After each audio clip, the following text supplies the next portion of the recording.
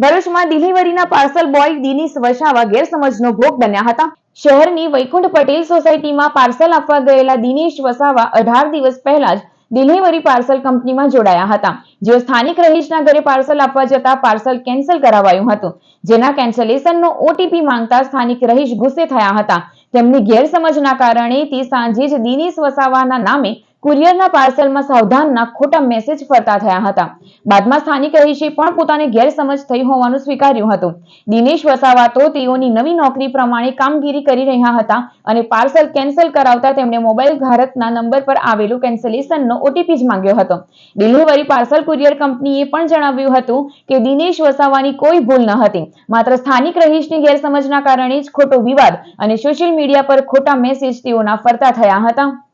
હું નામે દિનેશ વસાવા ડિલિવરીમાં હું નોકરી કરું છું। હજુ નોકરીને શરૂઆતને મારે 18 જ દિવસ થયા છે।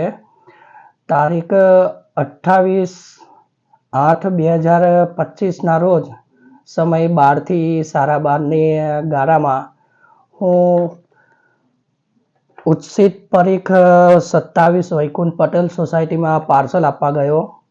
ઘરમાંથી મેડમ નીકળ્યા બાદ મેડમને મેં એમ કહ્યું કે મેડમ તમારું પાર્સલ આવેલું છે, પાર્સલના તમારે 699 રૂપિયા આપ્યા છે। તો મેડમે મને એમ કહ્યું કે 699 રૂપિયા શાના આપવાના છે। પછી તરત જ એમના સાહેબને ફોન કર્યો, એમના હસબન્ડને ફોન કર્યા બાદ હસબન્ડ થોડા મારી ઉપર ગરમ થઈને એમ કહેતા હતા કે પાર્સલ અમારે નથી મંગાવ્યું, તો અમારે રિસીવ નથી કરવાનું, તમે પાર્સલને રિટર્ન લઈ જાઓ અને કેન્સલ કરાવી દો। હવે કેન્સલ કરાવવા માટે મેં સાહેબ પાસે ઓટીપી માંગ્યો હતો, પણ ઓટીપી સાહેબે ના આપ્યો। મેં તરત જ નીકળી ગયો અને ત્યારબાદ જે સાંજે 6:30ના ગાળામાં મીડિયા પર મારું ફોટા સહિત મેસેજ આવ્યો છે કે ઓટીપીના નામ પર આ વ્યક્તિ ફરી રહેલો છે।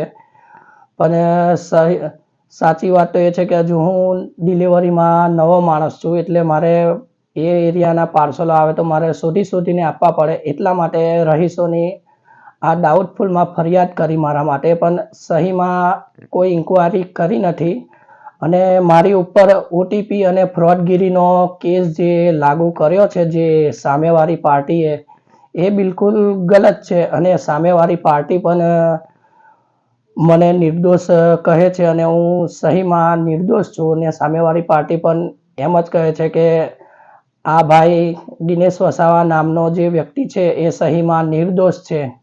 સામેવાળી પાર્ટી ખુદ જાતે કબૂલ કરે છે કે આ અમારી ભૂલ કરી છે, અમારાથી ભૂલ થઈ છે, એ અમે કબૂલાત કરીએ છીએ।